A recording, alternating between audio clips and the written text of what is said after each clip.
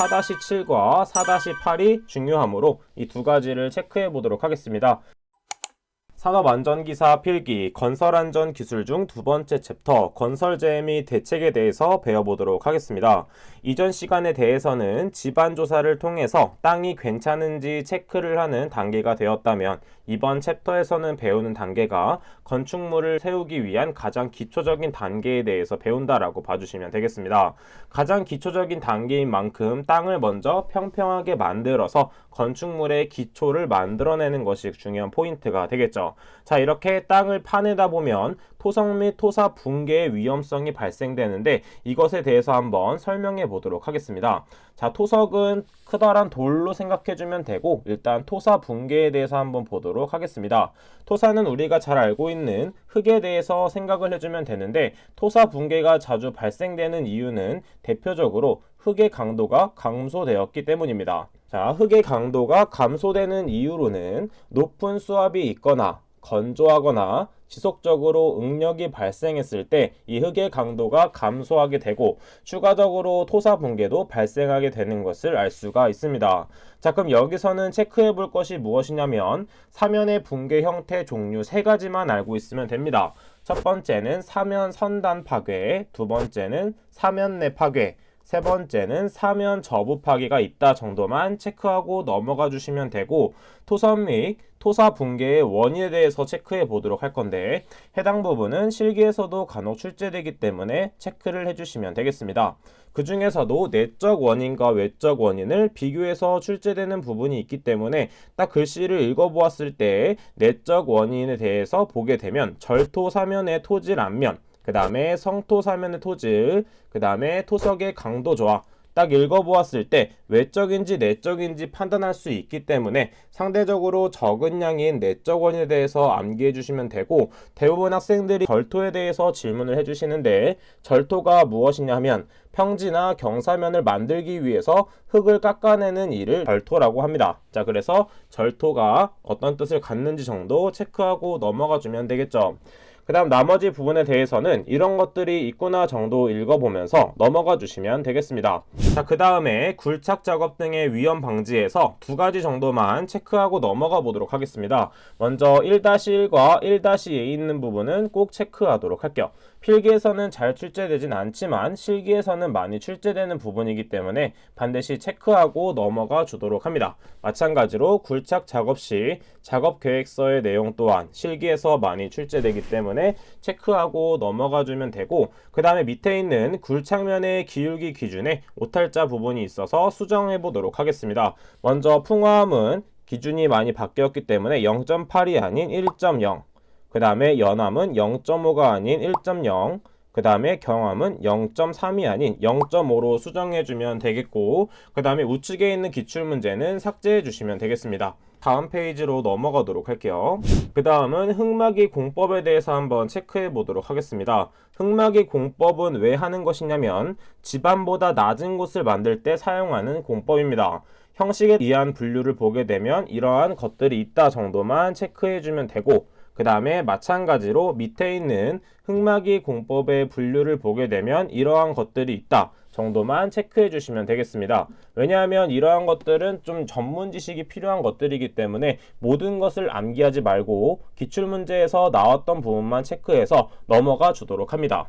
자, 마찬가지로 이 부분 넘어가 주면 되는데 흙막이 지보공을 잘 모르시는 분들은 아래 그림을 통해서 이런 식으로 만들어진 게 흙막이 지보공이구나 생각을 해주면 되겠습니다. 지금 보게 되면 이렇게 철근 같은 것들을 박아서 흙이 무너져 내리지 않도록 보호해 주는 것이 흙막이 지보공이 된다는 것을 알 수가 있습니다.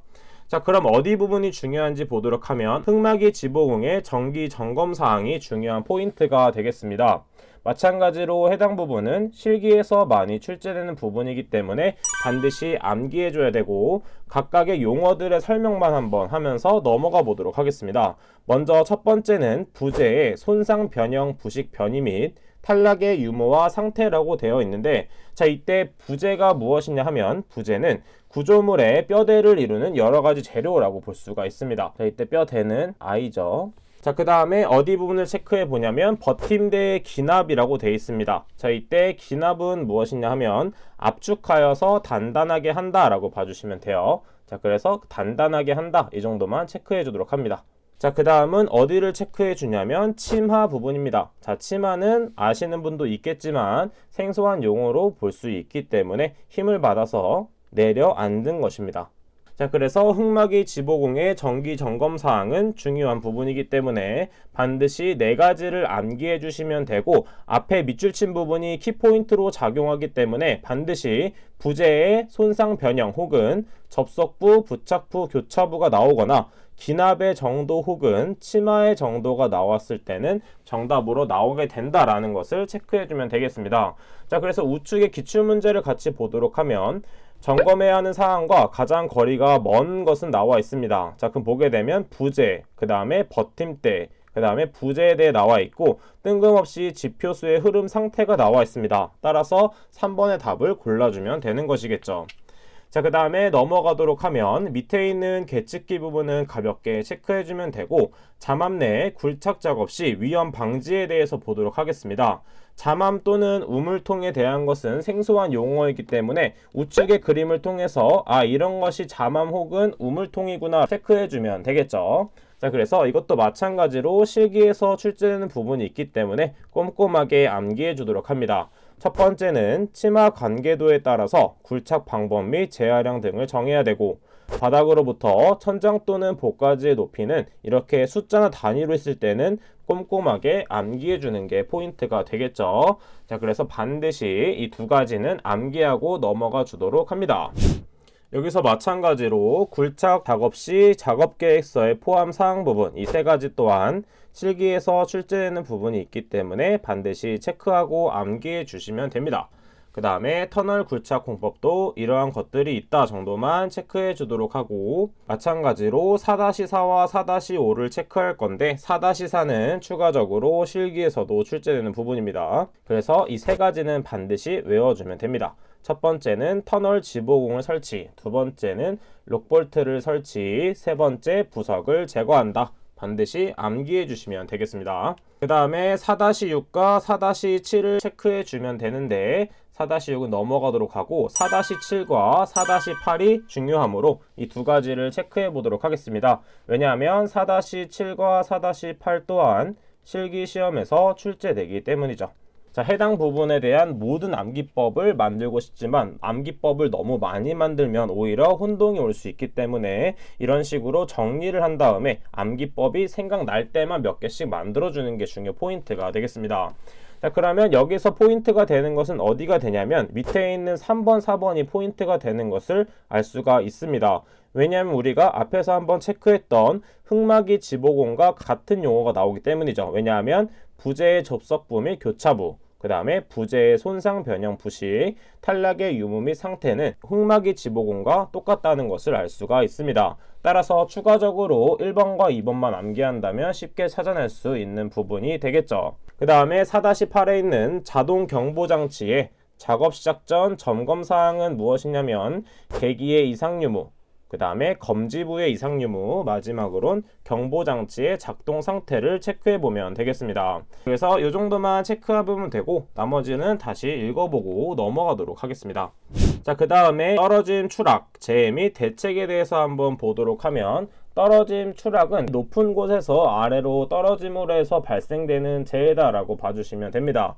해당 부분에 대해서는 작업형 부분에서 많이 출제될 수 있는 부분이기 때문에 발생 유형과 발생 원인에 대해서는 모두 알고 있는 것이 중요합니다.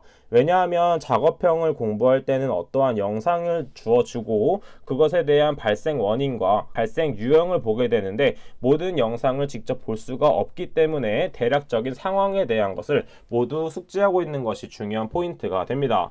그래서 대체적으로 떨어짐이 발생되는 원인으로는 안전 통로를 확보하지 않아서 떨어짐이 발생할 수 있고 작업 발판 및 안전 난간을 설치하지 않아 떨어지게 됩니다. 말 그대로 안전 난간은 위에 있는 사람이 바로 떨어지지 않게끔 보호해주는 것이 안전 난간이다 라고 생각을 해주면 되고, 우리가 아파트에서 창문을 열었을 때 앞에 난간이 있는 것을 알 수가 있죠. 이 난간이 없다면 방충망을 열자마자 떨어질 수가 있는 것입니다.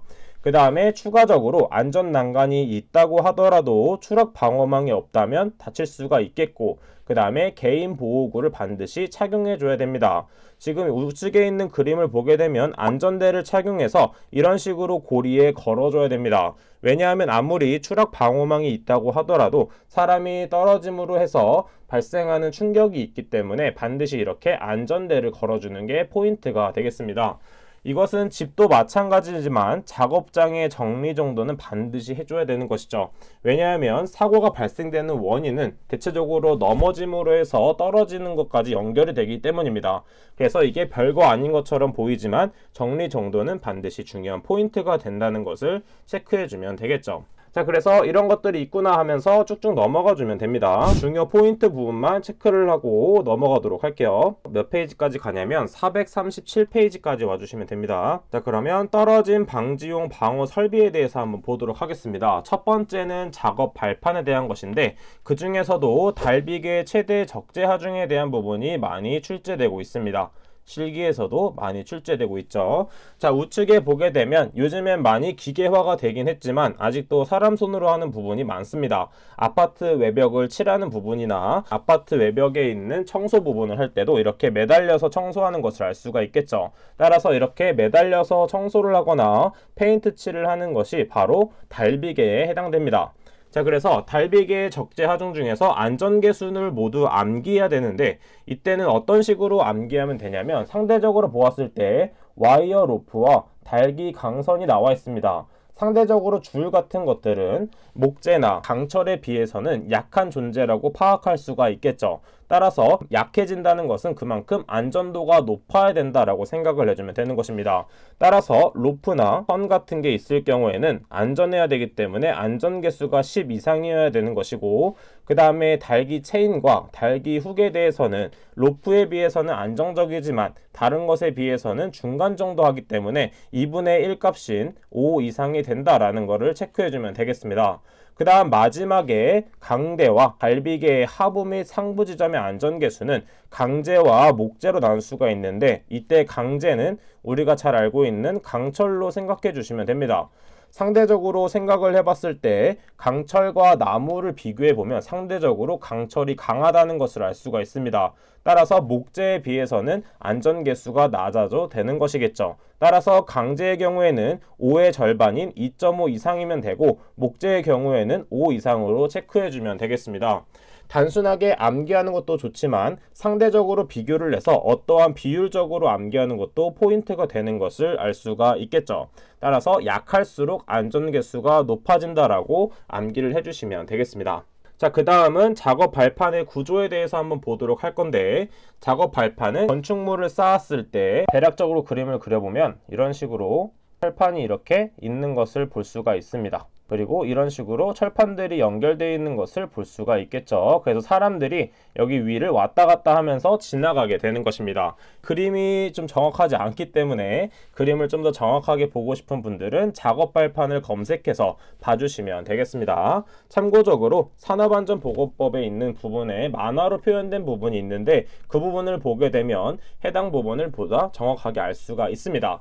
자, 그래서 가장 중요한 포인트는 무엇이냐면, 첫 번째, 하중을 견딜 수 있도록 견고한 것으로 해야겠죠. 왜냐하면 이 위에 무거운 것을 들고 왔다 갔다 하기 때문입니다. 그 다음에 작업 발판의 폭은 40cm 이상이라고 되어 있는데, 이때 사람의 몸이 통과하는 정도로 봐주시면 되기 때문에 이 부분이 40cm 이상이 되어야 되고, 그 다음에 발판 재료 간의 틈은 3cm 이하라고 했는데, 이때 발판 재료는 하나의 긴 것이 아니라 여러 개를 연결하는 것이기 때문에 이 두 개가 떨어져 있는 것에 대한 틈이 3cm 이하가 되어야겠죠. 이거 이상 이하로도 장난칠 수가 있는데, 당연히 발판 재료 간의 틈이 넓다면 사람들이 발에 낄 수도 있고 그 사이로 빠질 수도 있기 때문에 반드시 3cm 이하로 해주셔야 됩니다. 그 다음에 체크해야 될 곳은 추락의 위험이 있는 곳에는 당연하지만 안전 난간을 설치해 줘야 됩니다. 자, 이렇게 앞에서 설명드렸지만 단순하게 철근만 있는 것이 아니라 아파트 베란다처럼 이런 식으로 안전 난간이 설치되어 있어야지 상대적으로 사고가 덜 발생되게 되는 것이죠. 그 다음에 마지막으로는 작업 발판 재료는 뒤집히거나 떨어지지 않도록 둘 이상의 지지물에 연결하거나 고정시켜줘야 됩니다. 자, 이것도 당연한 얘기일 수도 있는데 이렇게 두 개씩 지지대가 연결되어 있기 때문에 한쪽만 연결하는 것이 아니라 양쪽 모두 연결을 함으로 해서 뒤집어지거나 떨어지지 않도록 하는 것이 중요한 포인트가 됩니다. 작업 발판의 구조는 마찬가지로 단순하게 암기하는 것이 아니라 그림을 숙지한 후에 그림을 한번 그려보고 그 다음에 거기에 대한 수치값을 적어보면 보다 더 쉽게 암기를 할 수가 있습니다. 그 다음 마찬가지로 밑에 있는 안전난간을 보도록 할게요. 안전난간은 우측에 있는 그림과 같이 봐주시면 되는데 안전난간의 구조로는 상부 난간대, 중간 난간대, 발끝 마기판, 난간 기둥으로 구성되어 있습니다. 자, 이것은 학교나 건물에 있는 계단을 한번 생각을 해보면 되는데 계단에는 반드시 이러한 손잡이들이 존재하죠. 가장 위쪽에 있는 게 상부 난간대, 그 다음에 몸이 빠져나가지 않도록 중간 난간대가 있어야 되고 이것들을 지지할 수 있는 난간 기둥으로 구성되어 있어야 됩니다. 그 다음에 해당 그림에는 나와 있지 않지만 이런 식으로 발끝마기판을 설치해 줘야 돼요. 왜냐하면 이 아래로 물건들이 떨어질 수가 있기 때문에 반드시 발끝마기판을 설치해 주는 게 중요 포인트가 되는 것을 알 수가 있습니다. 그 다음에 암기해야 되는 포인트는 상부 난간대는 반드시 90cm 이상 지점에 설치한다. 자, 그래서 이런 식으로 그린 다음에 90cm 이상이다 라는 거 체크해주면 되고 그 다음에 발끝마기판은 바닥면 등으로부터 10cm 이상의 높이를 유지해줘야 됩니다. 자, 그래서 안에 그렸던 발끝마기판은 10cm 이상이 되어야 되고 그 다음에 중요한 포인트는 난간 기둥이 포인트가 되겠는데 난간대의 지름은 몇이 되어야 되냐면 2.7cm 이상이 되어야 됩니다. 자, 이때는 길이가 아니라 지름이 된다는 것을 체크해주면 되고 그 다음에 최종적으로 안전 난간은 100kg 이상의 하중을 견딜 수 있는 튼튼한 구조여야 됩니다. 일반적으로 100kg 이상인 사람보다는 100kg 미만이 더 많기 때문에 평균값을 적용해서 튼튼한 구조를 만든다라고 생각을 해주면 되겠습니다. 자, 마찬가지로 이러한 수치들이 많이 출제되고 있기 때문에 난간대 지름도 체크, 그 다음에 킬로그램 무게도 체크해주면 되는 것이겠죠. 자, 그래서 나머지 부분은 넘어가면 되고 그 다음에 추락 방호망에 대해서 체크해 보도록 하겠습니다. 자, 해당 부분도 마찬가지로 중요한 포인트들만 체크해 보도록 하면 설치 이전까지의 수직거리는 10m를 초과하지 아니할 것, 그 다음에 숫자 부분 체크 12% 이상, 그 다음에 벽면으로부터 3m, 그 다음에 그물코가 2mm가 아니라 20mm로 수정을 해주시면 되겠습니다. 자, 이 정도 수치들만 체크하고 넘어가 주시면 되고 어느 부분이 출제가 많이 되고 있냐면 이러한 수치들보다도 아래에 있는 방망사에 대한 인장 강도에 대한 것이 출제가 많이 되고 있습니다. 따라서 해당 표는 반드시 암기를 해주셔야 됩니다. 정말 중요한 포인트가 돼요. 근데 이제 다음 페이지와 비교를 해야 되는데 신품에 대한 인장 강도가 있고 그 다음에 폐기할 때 인장 강도가 있습니다. 이 두 가지 모두 암기를 해주셔야 됩니다. 최종적인 표에 정리를 해드렸기 때문에 그 표를 통해서 정리를 해주시면 되겠죠. 자, 그럼 나머지 부분은 가볍게 읽고 넘어가면 되기 때문에 오늘 배웠던 것들 총 정리하면서 마무리해 보도록 하겠습니다. 자, 오늘은 외울 것이 많기 때문에 오늘의 한 페이지가 아닌 두 페이지로 정리를 해보았습니다. 첫 번째, 굴착면의 기울기 기준 변경된 부분이 있기 때문에 반드시 체크해줘야 되고 그 다음에 정기 점검 사항, 그 다음에 터널 지보공의 점검사항, 달비계의 최대 적재 하중. 자, 이것은 상대적으로 안정적이지 않은 것들을 안전계수를 높여야 된다라고 생각을 해주면 되고 다섯 번째에 있는 작업 발판의 구조는 그림을 직접 그려본 다음에 그 그림에 수치를 대입하는 방법으로 암기를 했습니다. 그 다음에 안전난간도 마찬가지로 그림을 그린 다음에 거기에 있는 수치를 대입했었고 마지막으로 방망사의 인장 강도는 이런 식으로 표로 정리해서 자주 봐주시면 되겠습니다. 자, 그럼 이번 시간은 여기까지 하도록 하겠습니다. 저는 그럼 다음 시간에 찾아뵙도록 할게요. 감사합니다.